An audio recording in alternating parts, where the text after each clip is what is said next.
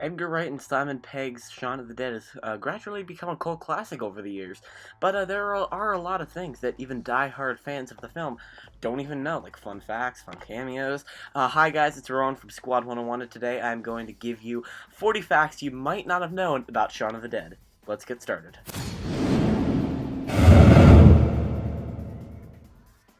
Shaun and Ed's friendship is based on Simon Pegg's and Nick Frost's when they shared a flat together.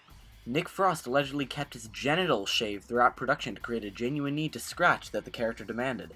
Shaun tells Liz that he's going to take her to the place that does all the fish. When he opens the phone book, you can see that the restaurant is literally called The Place That Does All the Fish. Just when Shaun is exiting the corner shop, which is tuned to a radio station playing songs from Indian movies, the song stops and a newscaster begins speaking in Hindi. The content of the news, when translated in English, is "People are waking from their graves." The day of the zombie invasion, when Shaun walks up the corner shop and doesn't notice zombies in the streets and corpses all over, that scene is shot in one long, unbroken take. The zombie that Shaun and Ed find in their garden is Mary, the checkout girl from the film's credit montage. A short story detailing her transformation into one of the undead was featured in issue number 1384 of the classic British science fiction comic 2000 AD. The issue went on sale April 7, 2004. The strip was called There's Something About Mary and was written by Simon Pegg and Edgar Wright with art by Fraser Irving. The original script called for Shaun to beat Mary and the hulking zombie with a girl's bicycle. When Shaun and the group are running out of Liz's flat, they are all carrying weapons of some kind, but only Shaun actually hits any zombies. This was because only the cricket bat that Shaun was carrying was a padded fake. All the other items were real, and would have hurt the zombie extras if they had been hit with them. Shaun's last name is Riley. It can be seen on a poster ad from Shaun's disc jockeying days. During a television scene during the beginning, there's a long shot of zombies walking through a park. Director Edgar Wright is the one in the back, in the black, who falls over himself. When Philip leaves Shaun's place of work, the name of the store is Forey Electric. Ken Forey started Dawn of the Dead and had a cameo in the Dawn of the Dead 2004 remake. Simon Pegg and Edgar Wright considered a sequel that would replace zombies with another monster, but decided against it, as they were pleased with the first film as a standalone product and thought too many characters died to continue the story. The proposed title was From Dusk Till Shaun. At one point, a zombie appears in a yellow cycling helmet and lycra shorts. He's comedian Michael Smiley, who appeared in Spaced as a bicycle owner named Tyrese, and would later appear in The World's End, a later Edgar Wright film. The garden scenes were originally a lot longer, featuring a hanged man zombie and a woman being eaten by her own dog. The dog would have been played by the dog from Spaced, which was a TV show that Edgar Wright did with Simon Pegg. Although sporadically hinted at, the cause of the zombie invasion is never properly explained. When people are about to, they are interrupted by something.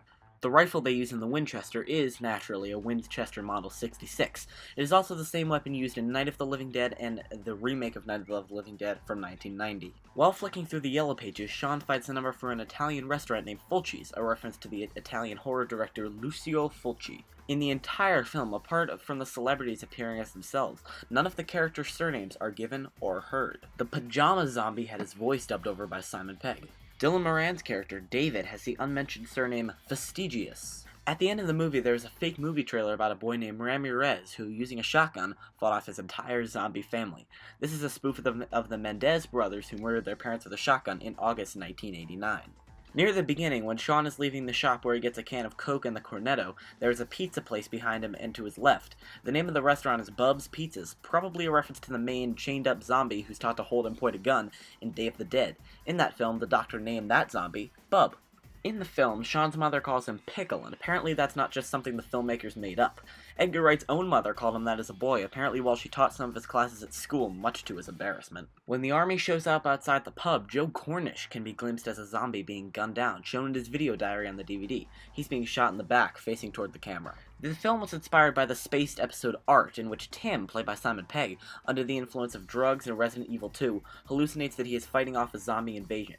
After the episode was filmed, Spaced co-creator Edgar Wright pitched the idea of a feature-length zombie comedy.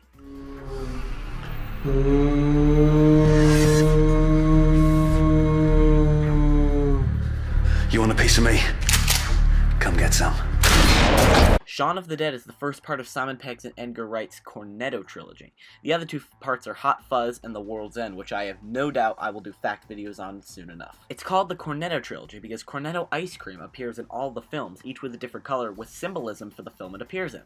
For Shaun of the Dead, it's red for blood, Hot Fuzz is blue for police, and World's End is green for aliens. According to Edgar Wright, the reason that cornettos appear in the film is because he once ate a cornetto to get over a hangover, and thought it would be funny if Ed did the same after a night of drinking. The film was shot over 9 weeks between May and July 2003. Penelope Wilton, who plays Barbara, and Bill Nye, who plays Philip, later played husband and wife in the 2011 film The Best Exotic Marigold Hotel. Most of the posters in Shaun's living room are of the artist on the Ninja Tune record label. These include Funky Porcini and the Hellblazer. The Battle Royale poster in Shaun's living room is designed by Fred Deacon of Airslide, as it is the green poster with the flowers and girls in Liz's flat.